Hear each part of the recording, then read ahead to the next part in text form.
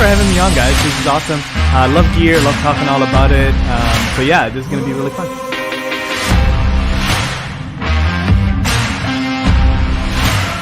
A lot of this equipment we're talking about is, it can be used for musicians and content creators in general, if you're a YouTuber. And I've shot probably 90% of my show on this little camera.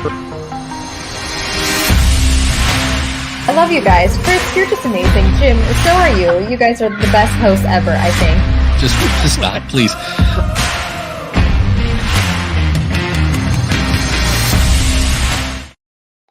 TGIF, and it's time once again for Dealcasters Live on Amazon Live. And if you're not on Amazon Live, but you're still watching us, you're lucky.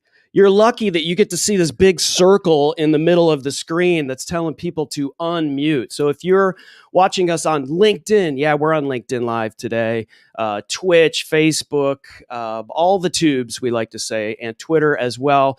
Come on over and check us out on Amazon Live, because Jim, that's where the party is, and we make it easy for them to get here on Amazon, Jim, right? What do we do? We tell them to do. Just go to dealcasters.live, because .live just makes life so easy. Yeah.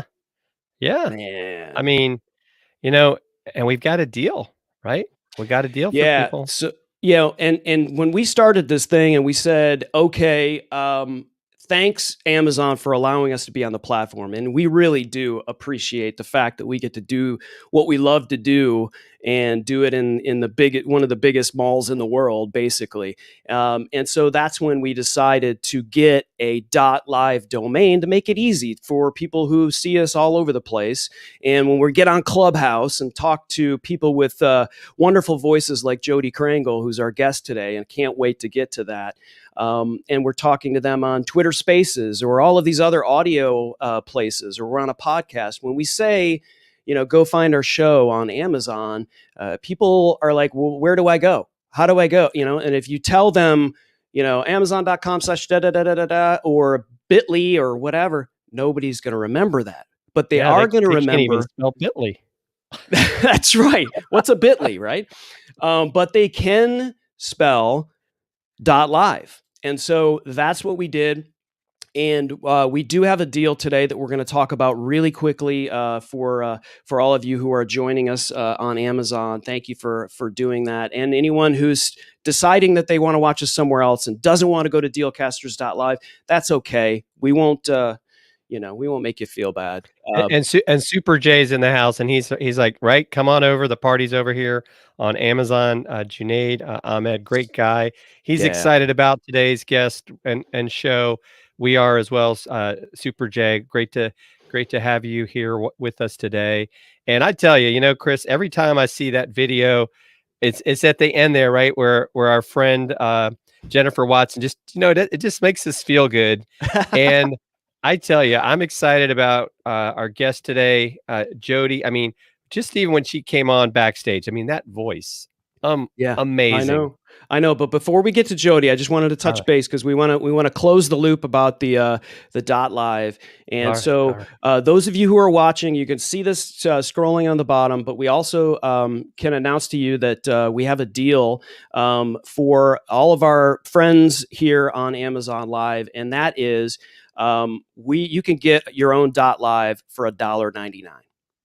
That's it. $1.99, and you can get your own .live. So stay here on Amazon and watch this show and absorb the buttery goodness of the voice of Jodi Krangle, and learn how a voice actor can do this, and has a fantastic podcast. But when it's over, and if you want your own .live, just go to name.com/live. The promo code is GetLive, and you can have your own .live domain for $1.99. I can't think of a better deal than that, Jim.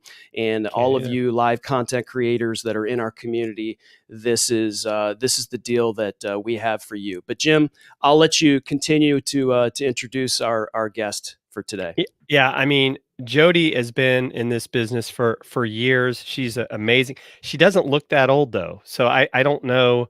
I think she's telling a fib. But we've gotten to know her through Podfest, which we'll actually be speaking at the masterclass in a couple weeks about Amazon Live for those of you that are maybe thinking about getting started in as an Amazon creator.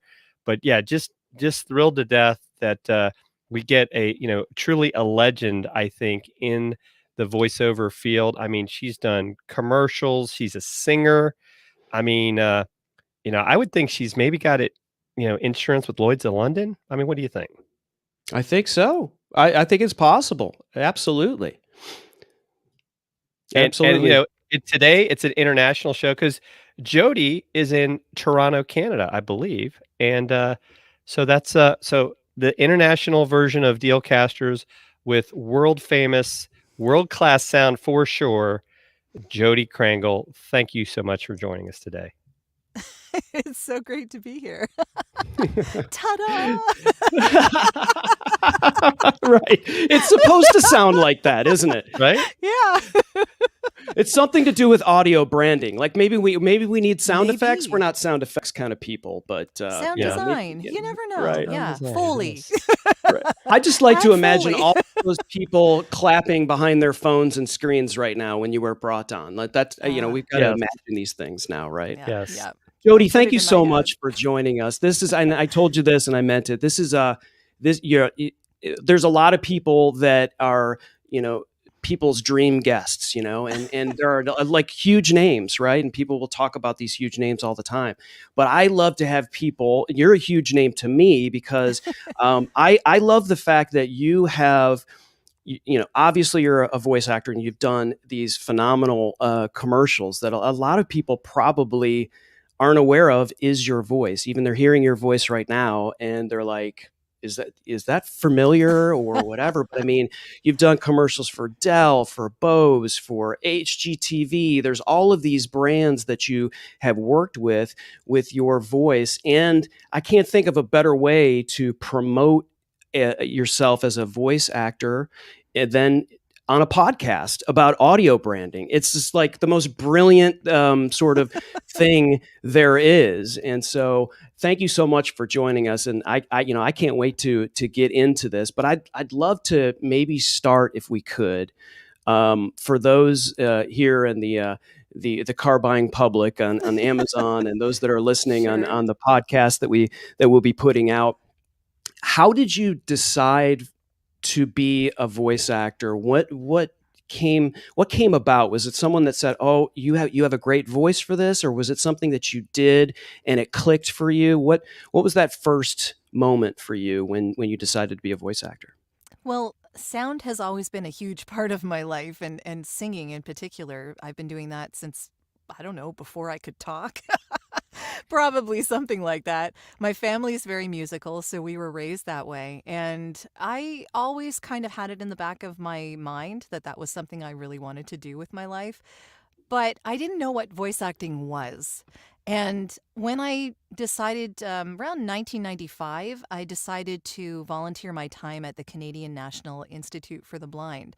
So that was a really interesting aspect of behind the scenes that I had never seen before, and I didn't really know how all of this operated. But we were actually using reel-to-reel tapes at the time.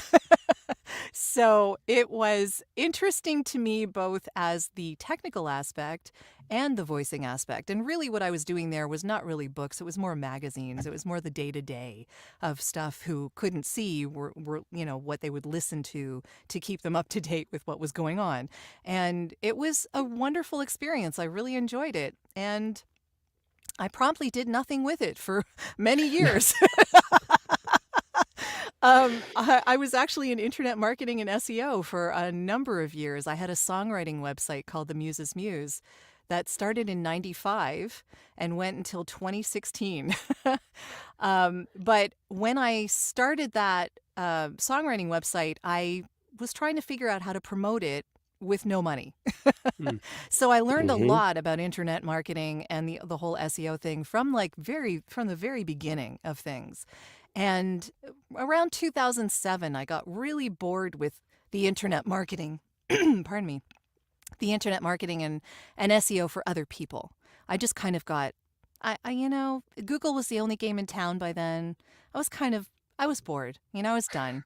And because I was already self-employed, that thing that had been in the back of my head for all this time, the whole voiceover thing, was like, I think it's time. I think it's time now. Next day, that was my focus. Wow. And so is that, and from that point you said, I'm starting a business Yep. for doing that. And that was when now? That was 2007. So Wow. 2007. Yeah. Okay. So at that point in time, podcasting was around, but still was not anywhere near where it is now, right? So Yeah, actually, the songwriting website had a radio show for a little while. Do you guys remember Live 365? yes, I do. Yeah, yeah. So we had a radio show. It wasn't even on there, but it was the same era of that. And we had a radio show that we produced, I think, once a month for about 12 months. We had about 12 episodes, and some of them were using real audio. It was that far back. Awesome. And it was just like me and a co-host for a little while, and then another fellow who hosted it for a while. And it was just a lot of fun. We were highlighting independent musicians.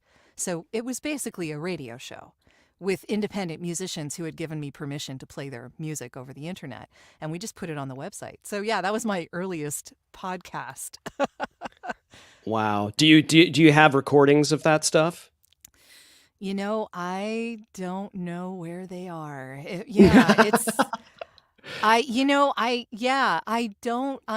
I'm not sure I know where they are. It's so far back now that they're still linked to from the website because the website is static and just sitting there right now. But I don't think it goes anywhere. Yeah, they're long gone. Yeah. I think any bands, any independent bands that you played or got permission from that ended up doing something, Not or that was I it all know just of.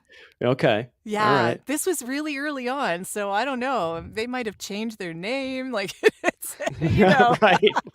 I think it would be know. interesting if you found out, like, you actually interviewed a member from Pearl Jam or something like that. I mean, it would, or Who knows? I don't know. I was helping him out at the time, and that was Right. really all that mattered to me. That was good.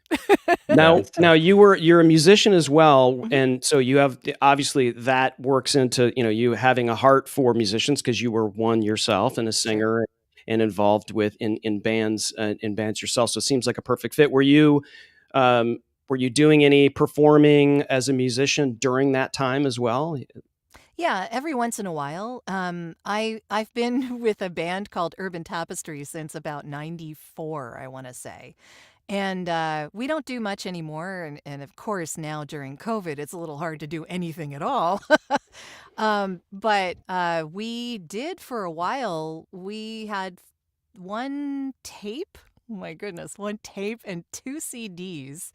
And we toured, not really toured. I mean, when you say tour, that's kind of assuming that you're going over to many different places and playing Right. in many different places over the period of like a month, right? No.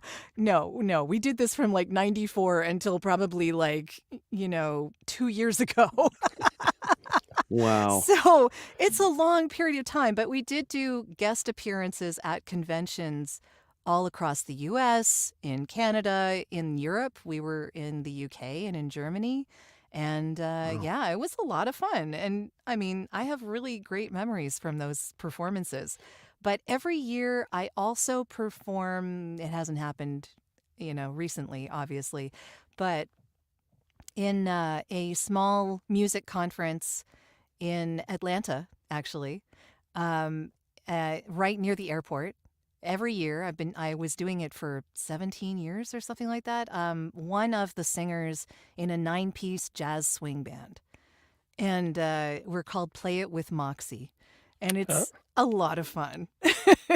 So are you going to come back and do that again?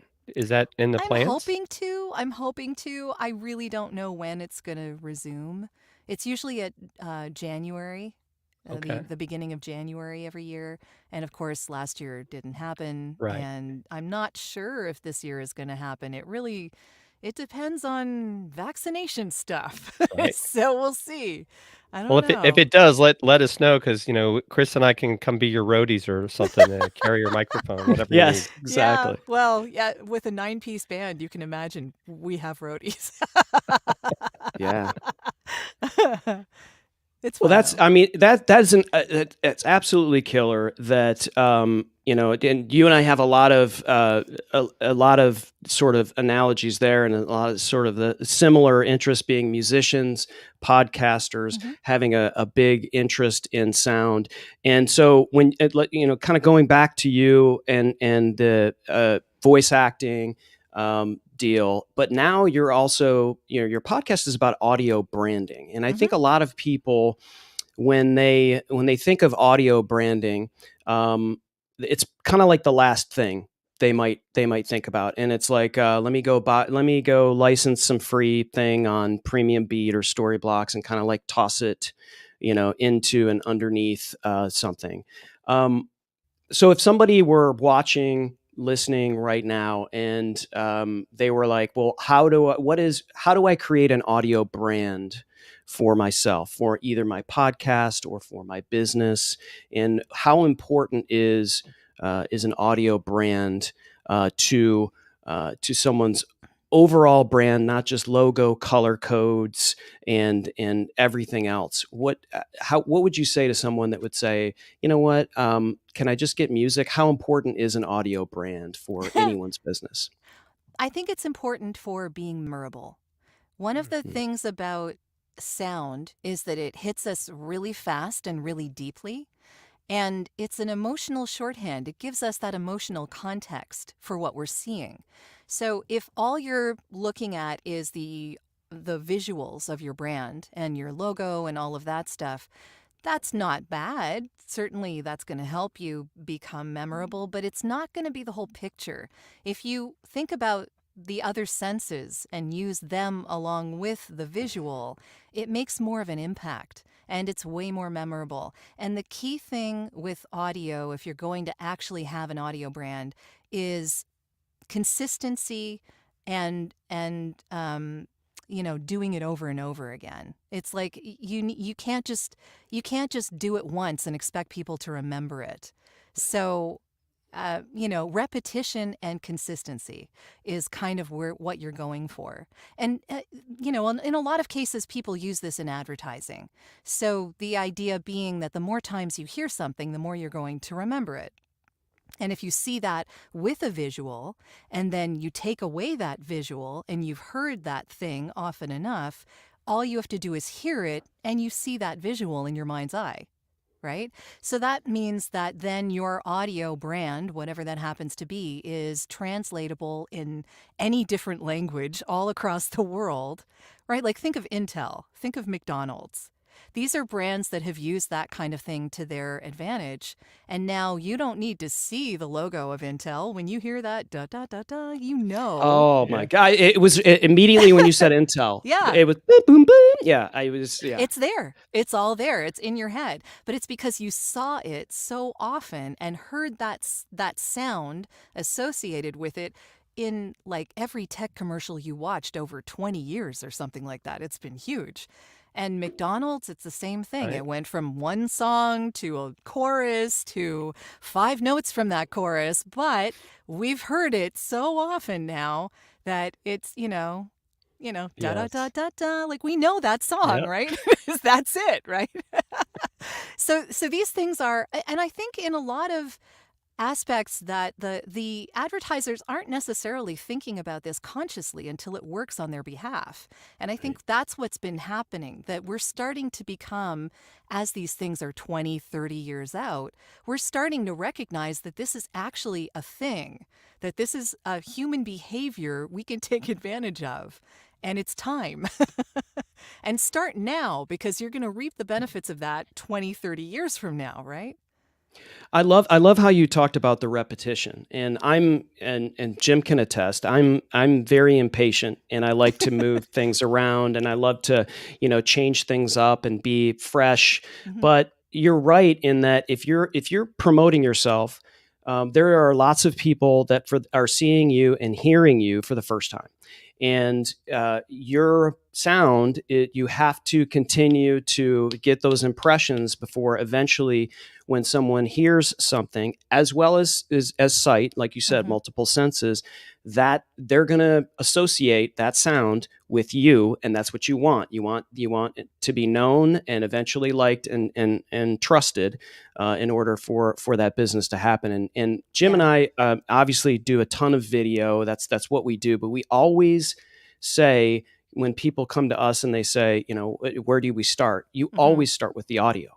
It's I don't care if you've got a huge Sony ZV-1 camera, mirrorless camera, and you've got all this great gear that we're showing on Amazon, and these really great things. It's like, you have to work on mic technique. You have to work. You don't need to spend $600 if you got $600 to spend on a mic. Knock yourself out. But you should probably learn on something that's great and affordable for yourself. And it's use your the money environment. Yes. Your environment, yes. what you're recording in, is what's going to make that microphone sound good. You can make a okay microphone sound pretty decent if you have sound treatment around you. Yeah, Jodi, 100%. we talked about that before. We had you come on the show, and we were talking about that, and you talked about how you have built, like, you have kind of this like mini studio, I guess, which that we're seeing you in right now. It looks I have a like you're in an 5x4 elevator. booth. Yeah. It's 5x4, so it's not like a telephone booth. It's a little Right. larger than that, thankfully, so I don't feel like I'm claustrophobic. But yeah, it is sound treated, and the walls are pretty thick. And what I love about this particular one is that it was custom made for me, so it doesn't have that dungeon look of all the dark foam that every single booth I've ever looked at has, right? Right? You got to have vibes, Yeah, You well, gotta, Yeah, you can see she's got her brand colors there, right? I do. Yeah, I do. All of them are, yeah.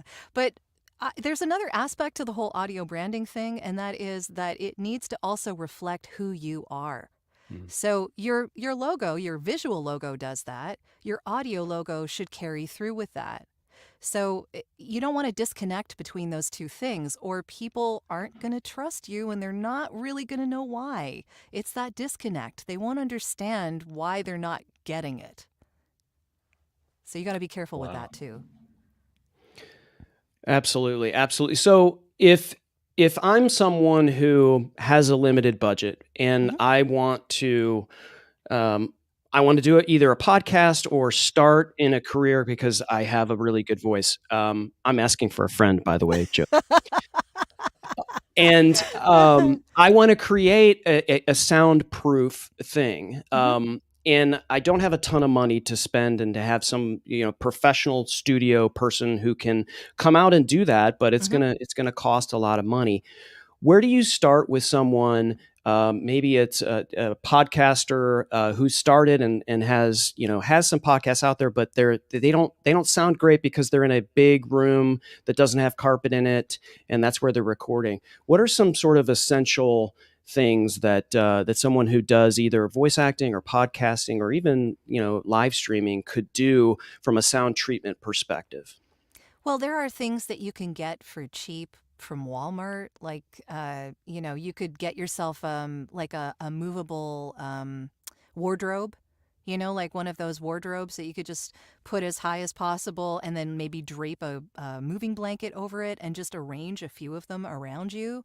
That would probably do really well. I know when I first started out, I was sitting down at a desk that I had covered with a blanket, and I had put IKEA curtain rods on the ceiling in a square around me, put grommets inside moving blankets, and hung them around me, and I could just push it aside when I wasn't using it. So I did that for a number of years, and it sounded just fine.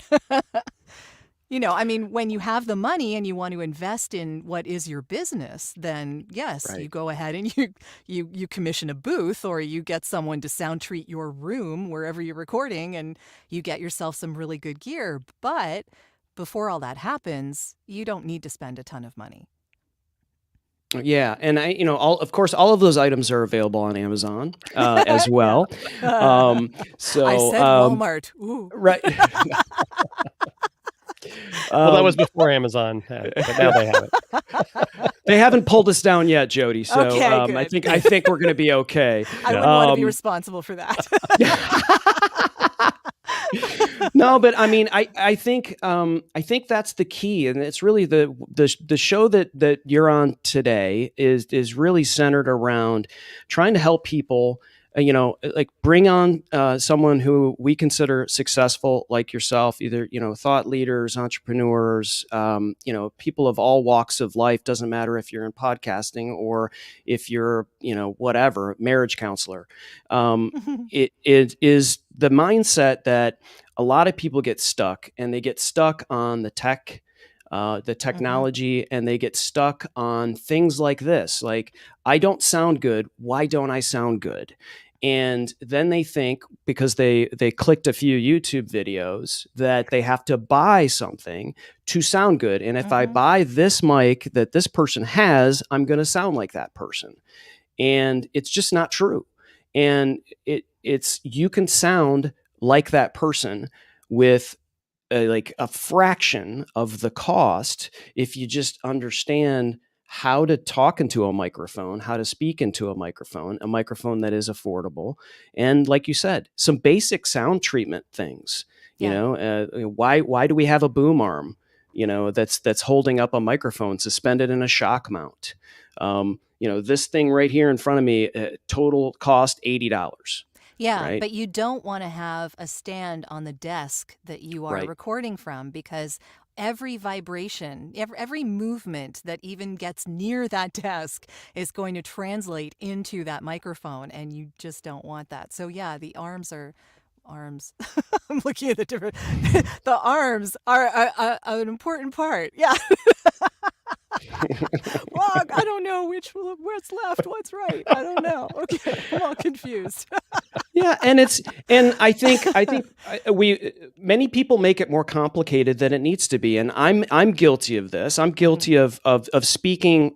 I have like yourself, years of experience with audio, and so when someone asks me a question, I immediately start talking to them like maybe they know 15 plus years of but you have to go, no, listen, let's, like what you just said. I think there's a ton of people that don't know, when you get a microphone and it comes with a stand that sits on the desk or the table, like every time you tap, it's gonna be something that's gonna register in your microphone. Yep, So totally. I mean, those are little things that people don't realize. Go record in a closet where your clothes are hanging and there's no bright things around, and then there's carpet. I mean, if you're not filming it, you're doesn't going matter. to sound 300% better Yes. than you would if you are out in the middle of your kitchen where there's all kinds of bright things, or in front of your computer, right, where there's a glass screen that's bouncing back in front of you, which is another one. And Chris, you've even brought up too, right? Little things like people don't realize sometimes it could even be the cabling, right? Cables go bad. And They I'm totally sure do. that's something, Jodi, that you probably check often, because especially with what you're doing, you can't afford to have anything distort your audio. Yeah, Mogami Gold. That's what they're called. Go with the Mogami. Yeah. They're expensive. They are expensive. I'm not going to lie, but they are definitely worth the price. Well, And it's the whole investment thing though, right, oh yeah. Jodi? Yeah. And besides, you lay down those cords and you don't look at them for years. Right? Like, I'm certainly not the only one that does that. I mean, I lay them down and they're like there. They're just there. I'm never going to change them. They're just going to sit there. So they better be good. Yeah, and if you buy great cables, they'll generally last forever. But the difficult part for a lot of content creators is if they don't have the money for Mogami gold cables. Yeah. Well, they're do what you buying have to, some. but Yeah, and I've got a cable tester that I bought that was Oh, like nice. a $40 investment or something. And so that if you ever notice a crackle or a pop or something that sounds like a bad cable, I mean, you could test every cable that you've got plugged into your chain and figure out which one is the culprit. And most cables, I guess, are supposed to have lifetime warranties Yeah. anyway. even if Well, they it are doesn't like do the you any cheaper. good if they've broken or they're not Right. working and you need to replace them in your studio. It Right. shuts everything down. 100%, Yeah. 100%. So, I'm curious about the voice. If we could go back to the voice acting thing a Sure. little bit, because I'm it's kind of a niche business, right? Kinda. And so and we're kind of in a niche business ourselves, Hmm. and so and other people as well. So this applies to not just this in general, but I'm curious: is there like is there a community of voice actors that sort of Oh, yeah. work with each other? Is it because you and I are we're in the Podfest, and Jim as well are in the Podfest community family, if you will. Mhm. And there's a lot of sharing of best practices, and everybody just sort of working for the commonality, the common good of podcasting. And I love the Podfest community that Chris Kermitzos has going over there. But it's not competitive. It's not like Yeah. I'm competing against another podcaster who's talking about this. Yeah. In voice acting, is it similar to that? Is there Very a community? similar. It's Okay. actually very similar, which is why I so loved it when I came over into Chris's community there, because it reminded me of where I came from. Yeah, voice actors are remarkably helpful and supportive of each other, and I think it's a different thing than the acting on film kind of deal, because it's a lot less judgmental in a way. If no one's looking at you, it doesn't matter what you look like. It only matters what you sound like. That just, for a lot of people, and me definitely, it puts me at ease a lot more. I'm not being judged on, am I too tall? Am I too short? Am I too thin? Am I too fat? Do I need to be blonde? Do I need, blue eyes? I'm never going to be those things. So, what can I do? Well, if it's only your voice that's getting hired, then that is a lot more, I don't know, it almost seems more democratic to me. It's maybe a strange thing, because it's very subjective why you would get hired and why you wouldn't get hired. It's not only a matter of the talent you have. That helps, definitely. But you have to sound like the voice that the writer was hearing in their head. And if you don't, you're never going to get the job. That's just the way it is. So, and again, audio branding. It is all about their audio brand. If you don't fit their audio brand, if your voice type doesn't match what they were thinking of for what their audio brand sounds like, then they're not going to hire you. And I'll work for some brands and I won't work for others. And I totally get that. So among us in the community, it's not a competition thing. It's oh, well, I'm not right for this, but maybe my friend Jen is, or, like this kind of thing. So it's a very helpful and kind and warm community. And I love being a part of it.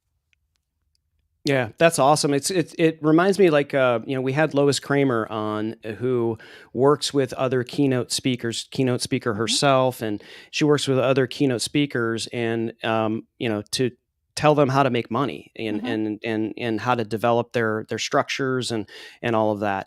And she said that that she would do a keynote address to a bunch of keynote speakers, and I was like, oh my God, like, can you imagine That's the pressure. judgment, right? That is pressure. And she said, yes. no, she said, everyone in that audience wants you to succeed. Yes. Because they're the keynote speakers. And I thought to myself, yeah, exactly the right way to be. And it sounds to me like that's the way these voice actors are, is like, listen, my voice is not for this, but I know Jodi Krangle, who, just did something that's very similar to what you're looking for. She's awesome. So I imagine there's a ton of referrals that you get.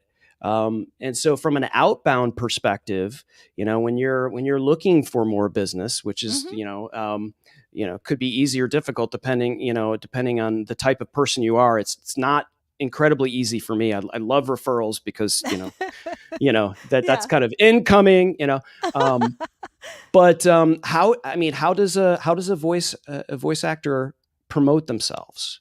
Oh, there are so many ways. I mean, a podcast. which you're already doing. So good on you. But yeah, like a podcast helps, being on LinkedIn and actually commenting on other people's posts. It's not all about you posting. I think in social media, I think people forget that a lot of the time. And Yes. especially in a business environment like LinkedIn, you need to help other people promote themselves as well as promoting yourself. And when you like and comment on other people's posts, you're helping raise the awareness to anyone who might be interested in that content. So the more that you can help promote other people, they'll promote you. It's not, it's not something that it's not like I'll do this so they'll do that kind of Right. thing. It's just Just be a good human. just be a good And be human. social. Exactly. Yes. Yeah, exactly. It's called But I think- social media. Yes, Right. exactly. But I think a lot of people forget that it's not only about you doing posts, it's also about you commending other people on their posts. It's so true. It's so many people, and it could be just because they're a solopreneur and they just don't have time to lean into Twitter as much or lean in. I mean, there's a gazillion Pick things. your social media then, Yes. right? I'm on Yes. 3. I'm on 3. Those are the only ones I'm on. Well, okay, unless you count Clubhouse. Sure. That's kind of a new one, but yeah. You pick the ones that you know you are going to participate in and concentrate on them. I'm not on Instagram. People have been telling me I need to be on Instagram for years and years and years, and I have just said, no, I'm sorry. I am concentrating on the ones I know I will be on. Mhm. I just don't need another one right now. I'm not on Well, TikTok I think it's- either. I think it's smart because Instagram is very visual and it's very difficult for someone who's in the audio space to utilize Instagram in a real creative social way. Yeah. It's difficult. It's very visual. Yeah. And I know a ton of podcasters and they're doing audiograms and stuff here and there. But is anyone unmuting and listening to your squiggly line image of It's your true. it's difficult to, podcasting in general, when you're trying to promote it in something that's inherently a visual medium. So I think know it's people. yeah. Yeah, I mean, I know people who do it and who are doing it well. I'm sure that that is the case. But for me, I just wanted to focus.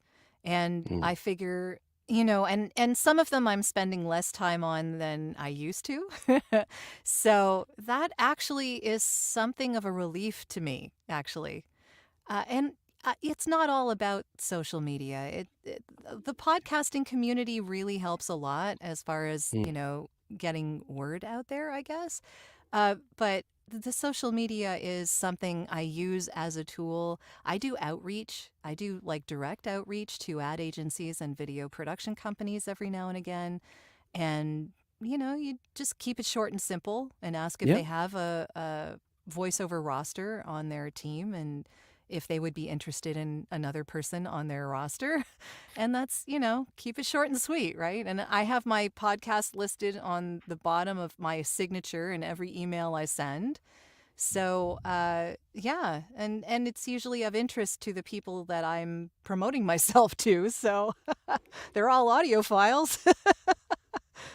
Well, and you've checked all the boxes for a podcast, and that is, SEO has got to be off the charts for you because the name of the podcast is Audio Branding, the hidden gem of marketing. And so, like, I always tell podcasters, when you're putting a podcast together and you have an idea for the name of your podcast, and they'll say, "Oh, I want to name it the name of my business, which is whatever, frackety Something fracks very or whatever clever. Jim says, something clever." Yeah. But I say, no, think of your ideal listener, your ideal customer. The reason why you're doing the podcast, is to be, you love podcasting, which is, obviously a great thing.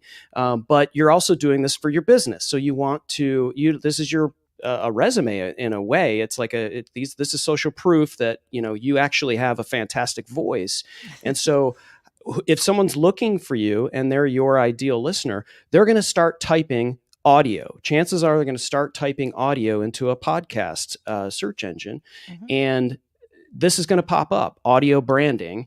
And so that just totally checks the box. It's big, it's bold, and you know what you're getting on this. And I mean, the guests that you've had on here, I don't want to make you pick your favorite child, but Yeah. what's been some of your favorite memories from doing this podcast? Well, I have to say, and I even mentioned it in my preview or my trailer, Steve Keller, who is the Sonic Strategy Director for Pandora and SiriusXM now and everything they own, they have a ad agency, maybe a little more than that. They're kind of like an all-around sensory experience, really, for people, called Studio Resonate. And they do a lot of really interesting stuff. He was telling me about a promotion that they did for Propel, the Gatorade-like drink. It's like an electrolyte drink, and they did. This is back in 2018, I believe. So before all the pandemic stuff, so people were in person. But yeah, they had DJ stations set up, and they would have people taste the drink while they were listening to a sound and dialing in on an iPad whether or not they wanted more salt or more sweet. And it was actually changing how they were experiencing the taste of the drink. Wow. At this promotion that they did. Yeah. Yeah. So how awesome is that? I mean, That's he's incredible. he's a really interesting study in kind of like the perfect guest for my show, because he's an ad guy, he's a psychology guy, and he's a musician. So he's a guitar player, like a really good guitar player, and I think was working in Nashville for a time before he actually got into all of this ad stuff and the psychology of it. But he talks about the power of sound all the time. And our discussion was really mind-blowing. I even made the two parts of our episode into a 6-minute long video that is off of my website as well now, that encapsulates basically a lot of what it talked about into like a really compact thing.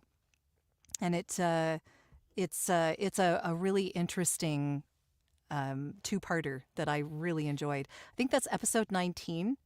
19 and 20. I've talked to sound healers, a shamanic sound healer from Australia. Kay Doran is her name. And that So what does really a sound interesting. healer do? Healing something with sound? I'm guessing, but It's almost like Reiki. You would almost think of it like vibrational healing, right? So, with the use of drums and singing bowls and things like this, but there are certain tones that when we hear them, they just relax us. They just bring us back to our basics. And that it can put you in a meditative state, kind of like ASMR, which is another thing that I've done podcasts on. And really, when I started learning about it because IKEA did a commercial that used ASMR in like 2016 or something like that. And I remember seeing it and listening to that and going, what the hell is this? Why is she whispering? Why is she tapping on the lamp? That is so weird. What the hell? But it was for college students, right? It wasn't for me. I had no idea what was going on. Now, since I've done a podcast about that and, done the deep dive, I've become a total fan. And I probably watch something ASMR every night. wow. It's, I can't. I run away, literally, from anything that does that. Jim will tell you. I am tweaked by just the smallest little thing, and I think it comes from years of being in bands and identifying, notes and things, and also just podcast editing and video editing. And so I'm sure. you have to identify certain things to go, okay, I need to pull this out. I need to, pull in RX-7 or whatever. There are different types of ASMR, so not all of it is mouth noise, for instance, if that's Okay. what's putting you off. Well, yeah. Well, there's There's a one video lot. I saw some Yeah. guy and he was like miking up parts of his body. Yeah, And no. yeah, I was That like, would gross me out too. So don't worry. Yeah. I actually did a podcast about this, and I think it was called "This Might Make You Really Uncomfortable." I think this might make. I talk for a living. This might make you really uncomfortable, I think is the name of the episode. And I actually do in the blog, because normally when I put these out, I put it in a blog format. I link to videos and links and things that people can check out while they're listening to the podcast player that's at the top. And then they can follow the links and watch the videos and see what all of this is about and decide for themselves. So there is a lot of really interesting linking going on in that particular blog that you might want to explore and see if it, because everyone has what they call different triggers. Right? So I remember when I was a kid and I would watch a friend of mine sketch in a sketchbook. She would just make cartoons and stuff like that, or draw anime. She was drawing anime. And I would watch her and I would be mesmerized. And it wasn't just the seeing of it. It was the hearing of it too. It was the scratch of the pencil on the paper and, just knowing that she was making something from scratch, just putting that out there, right? That was fascinating to me. And I recognize that now as what they call the ASMR brain tingles, right?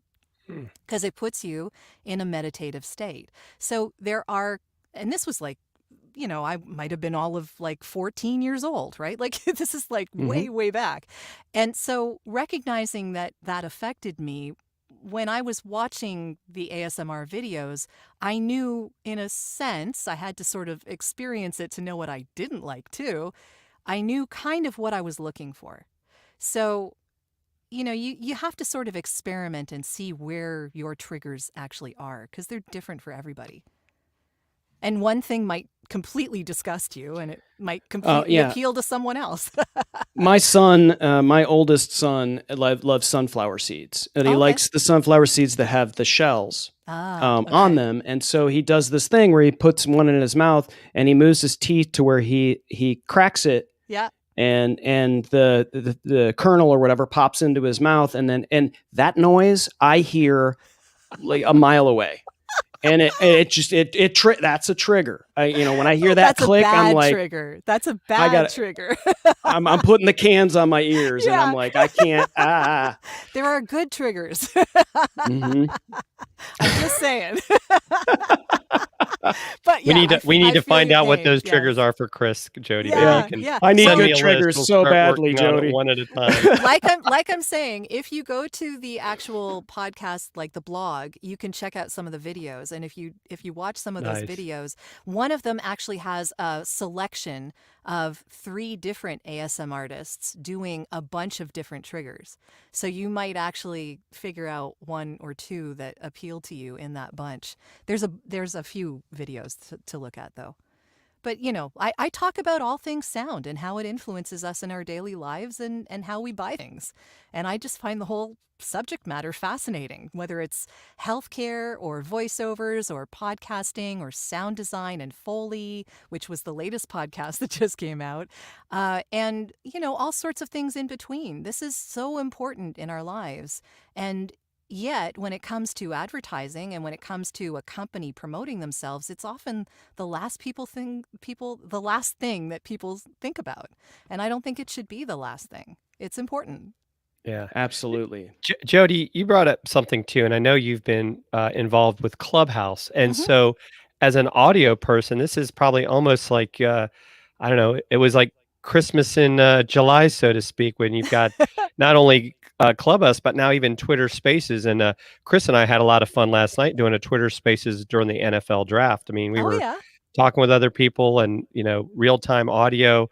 But it's nice, right? Because it's just your voice. You don't have to get ready. You don't have to be dressed up. And what's your take on where the world of audio is going for creators in general? Well, I think it's becoming more and more important. I mean, we have Google Home and Alexa and all of these things in our houses all the time now. And we're talking to them and they're talking to us. And companies who are not able to differentiate themselves in sound are not going to be able to be found in Alexa or Google. Like, think about that, right? How do you differentiate yourself when all you're doing is hearing? You know, Wow. does Coke look the same as Pepsi? I don't know. I don't think so. I would hope not. But, like, do you experience the brands the same way when you're listening to them as you do when you're looking at them? We know they have different logos and they look different by the cans, but what do they sound like? What's the sound difference? That's going to become more and more important. And I also think that sound allows us to do other things while we're experiencing sound. It's one of those things, you can't watch a movie, actually have your attention on a video and go into the other room and still, unless you could hear the sound, but you can't be experiencing both and think you're going to do something else.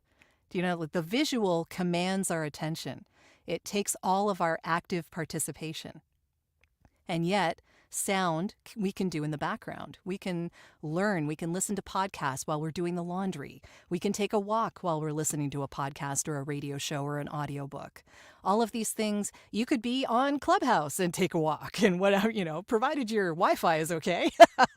Like all of this is possible. But the visual end of things commands your attention so much that, first of all, it's tiring because we're all on video all the time, watching things, looking on social media, all of this stuff. It's very tiring. It's exhausting. And yet sound can slip into those cracks the way that water does in a glass of stones, right? And you can just sort of experience the audio and get what you need from it without having it take over your life. Right. And right now we need that. I think audio as well allows your brain to imagine.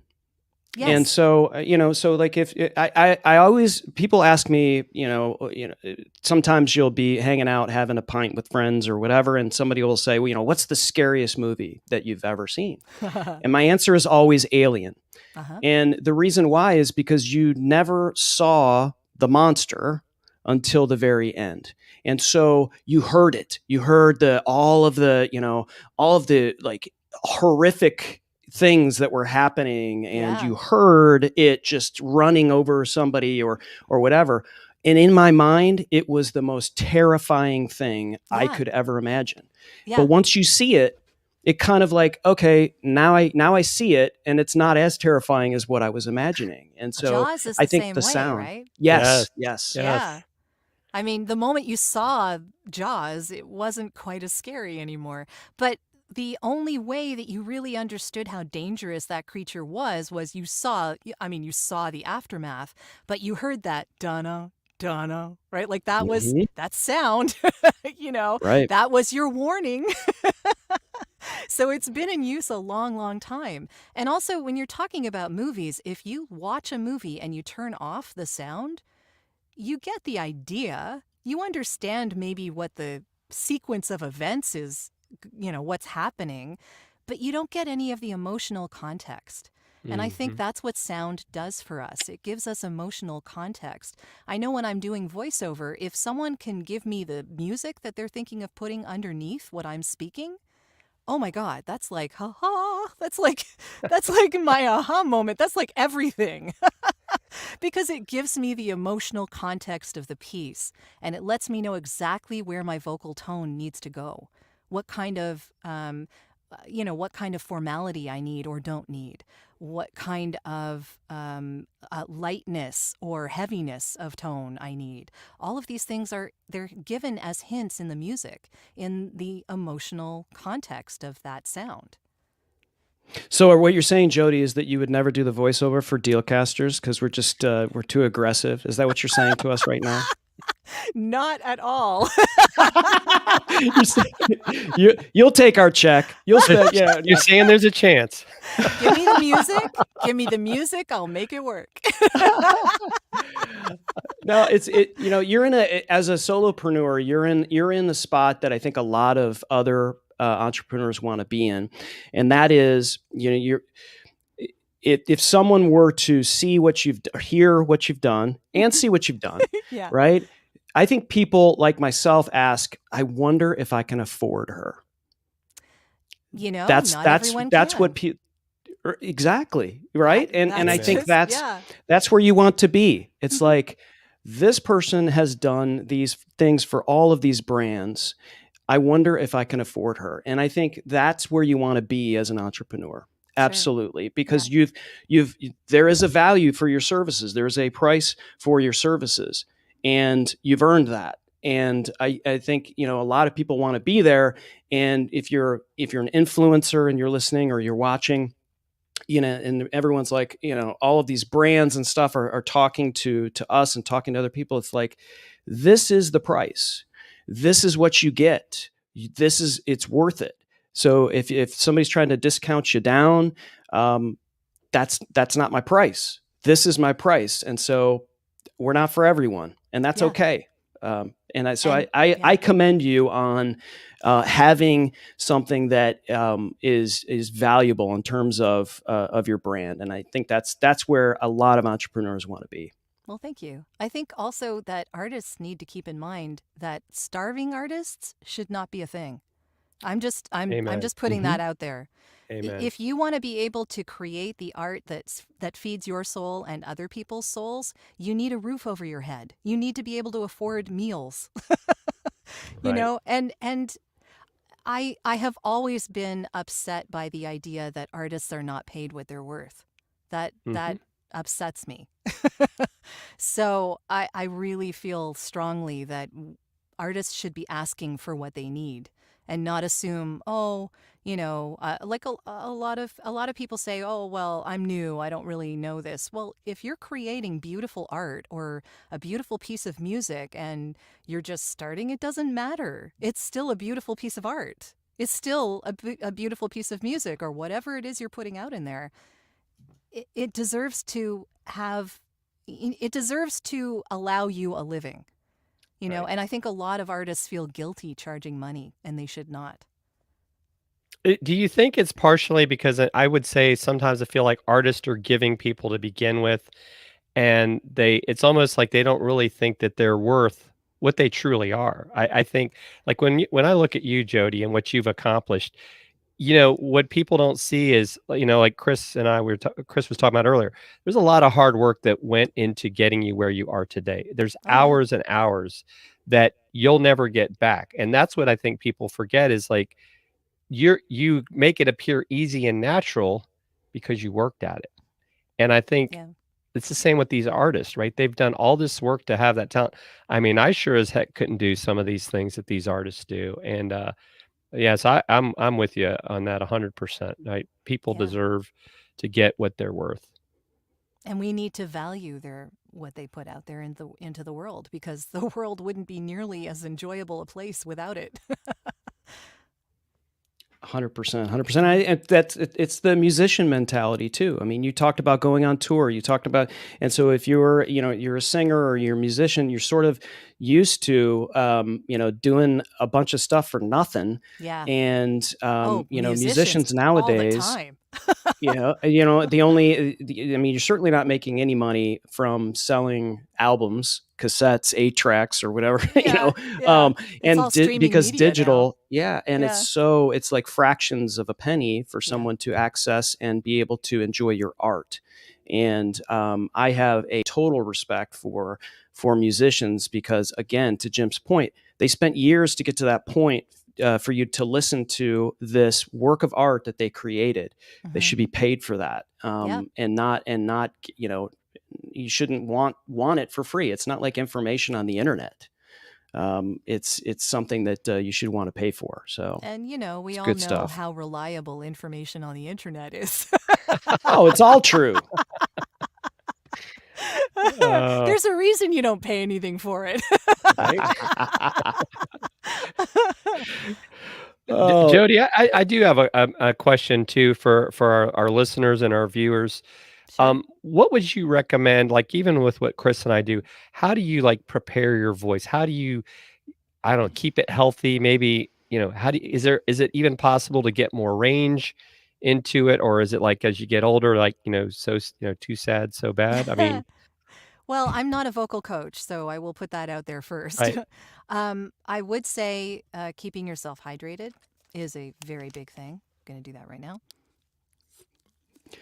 There you go. Yeah. So Water keeping yourself- demonstration. Water demonstration. Right. No one knows how to drink. Yes, of course. Right. So keeping yourself hydrated is really important. But also keeping yourself hydrated at least 20 minutes before you're going to do anything with your voice. Because your body needs time to absorb that liquid. It needs time to do what it needs to do with it. So you can't just be sipping water while you're doing a project or on a podcast or, whatever you're doing, expecting your voice to perform when it hasn't had the liquid it needs already. So that's one thing. The other thing is just breathing. And I know we all know how to breathe. One would hope, or we wouldn't be watching. Are we going to this. get a demonstration for that too, Jodi? Well, actually, that ties back into the podcast a little bit because I just had a woman named Cynthia Jai on my podcast, and she is a vocal coach for CEOs. So she basically teaches people how to more effectively use their voice so that they sound like they should be a CEO, right? So that they have more confidence in the voice that they're putting out into the world. And one of the things that she told me about was that people are not breathing properly a lot of the time. Right. They are sucking in air and sucking in their stomach. They're tensing up as they breathe. And what you really should be doing is using the balloon method. So if you're taking in air, your stomach should be going out.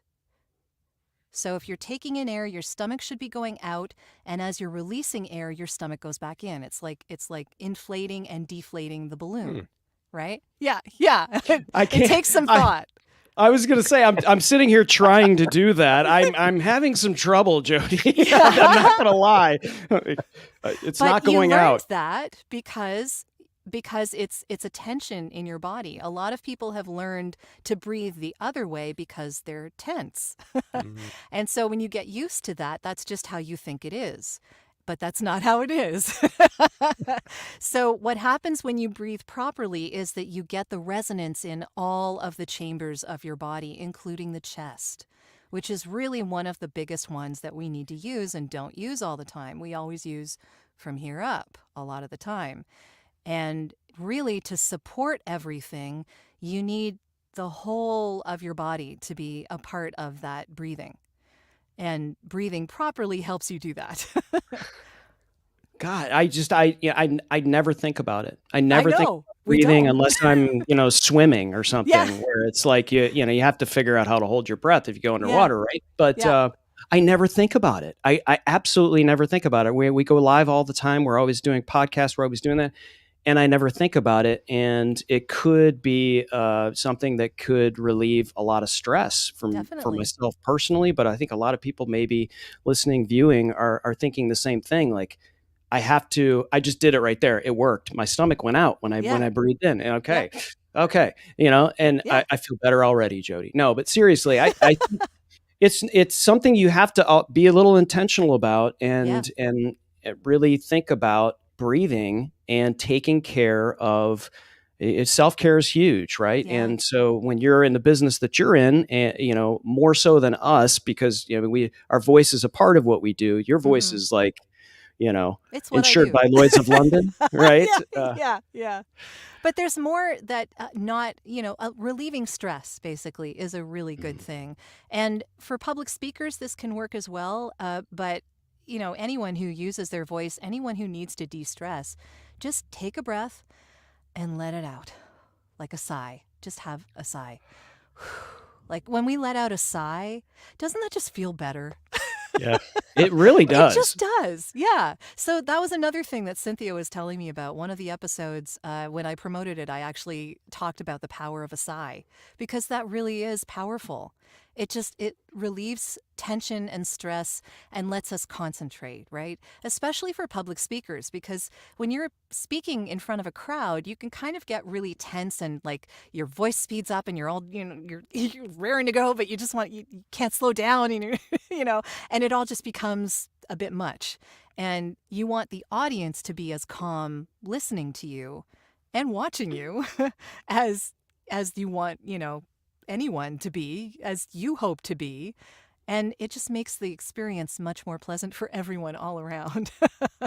God, that's so helpful. I mean, we talk so much about helping other people speaking, and it's usually related to the equipment and getting past that. And there is, mindset is certainly a big part of it. Like we touched on today, like, your voice may not be for everyone. We talk about that all of the time, and being, having that tough skin to realize that, people are listening to me right now and they don't like my voice. That's okay. I'm okay with that, but I've been in bands for years. I'm used to being heckled.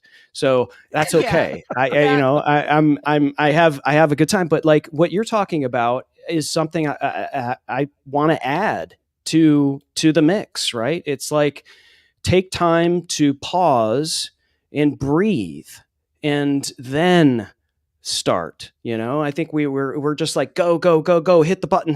You got to go live. You got to get the reps in. And it's like, okay, but before you do, breathe in, stomach out, have a sigh, and then hit the button. Yeah. Right. And don't forget your water. Don't forget your water. Yes. Can't forget the water.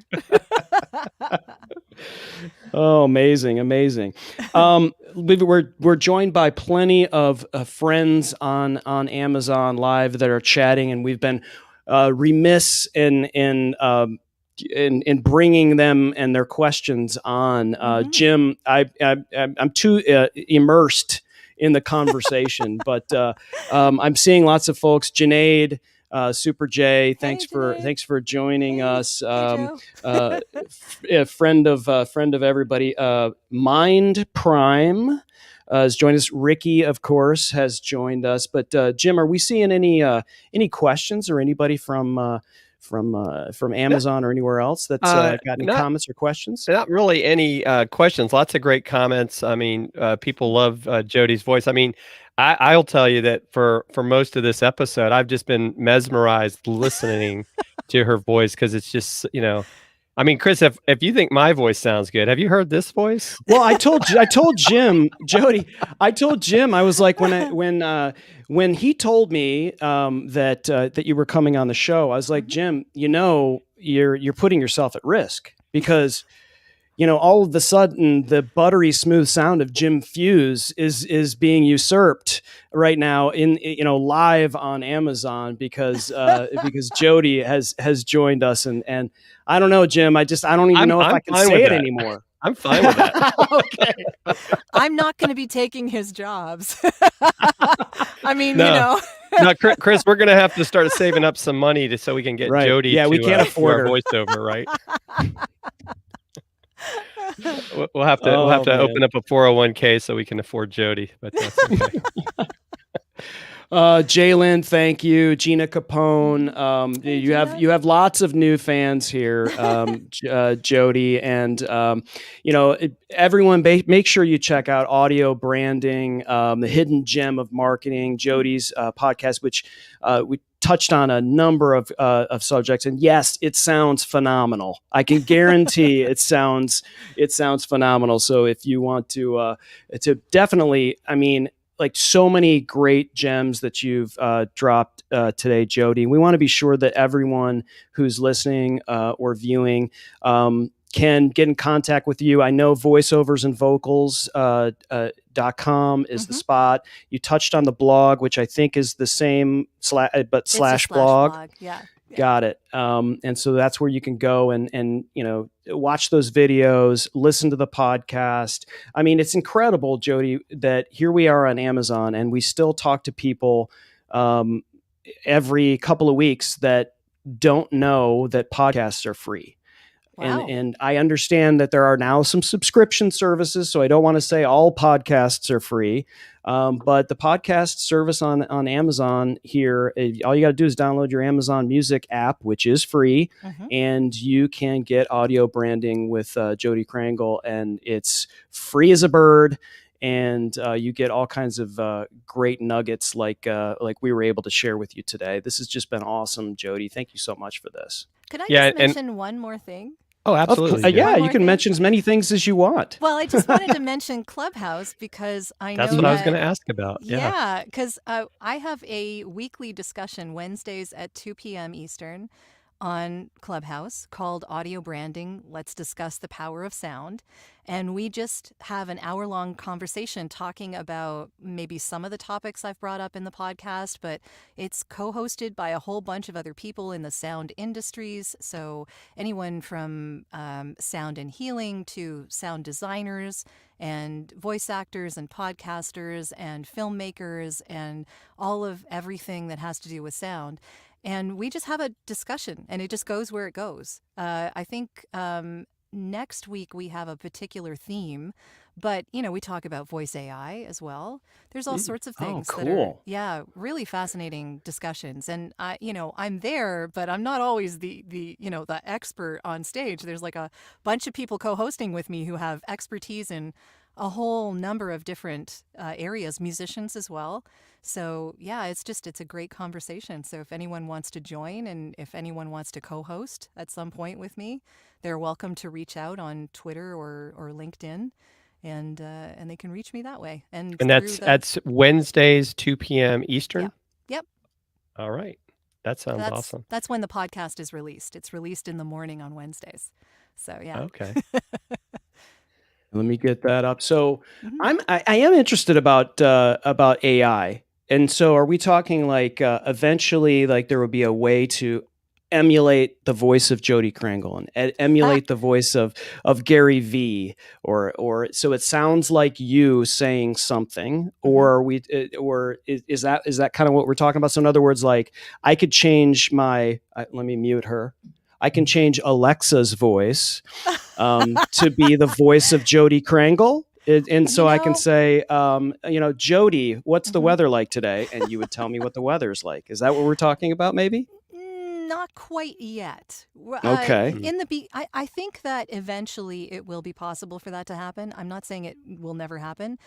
But I think right now it requires a voice to sit down and say all of those disconnected sentences for weeks on end before it becomes a Siri or it becomes an Alexa or whatever. Right now that's required, but what they are working on is actual voices that sound human. So the issue that we're kind of discussing is how real is that? Can you put a watermark behind it so that you understand it's not real? Because if someone thinks it is real, you could do a lot of bad things with that, right? Yep. And again, if our voices are able to be cloned in some way, we need to be able to make sure that we own our voice, right? Yes. So right. part of what we're talking about this coming week is actually NFTs. So that is, that's another way to help with that kind of thing. It's a sticky area, and I think we're right at the beginning where it could become a problem, but it doesn't have to. So we're in the beginnings. Wow. Yeah, I think there's been a lot of this kind of stuff that's happened in other areas. So we've learned, or hopefully from that, so there can be some protections maybe in place for when that happens. Because it's like you think about like deep fakes and all of these things that are happening, and NFT is obviously ramping up, and so it's like, yikes! Can you imagine what someone may be able to do with the buttery smooth sound of Jim Fuse's voice, and show up and say something that Jim really didn't say, or record a podcast with Jim's voice and get Jim in trouble when Jim didn't even know it. Yeah, it's a good point. Yeah, I mean, it can be pretty scary. Crazy. Yeah. Yep. Well, awesome. This has been amazing episode. Jodi, thank you so much. I mean, happy to be here. This is Love great. to have you back sometime if you'd like to come back again. I'm sure there's other stuff you'd like to talk about. I am always game anytime, guys. This has been Awesome. fantastic, and she was right. You're a really good host. Thanks so much, Jodi. And for those of you who have stuck around the whole time, we appreciate you. We appreciate everyone. And as always, don't fear the gear.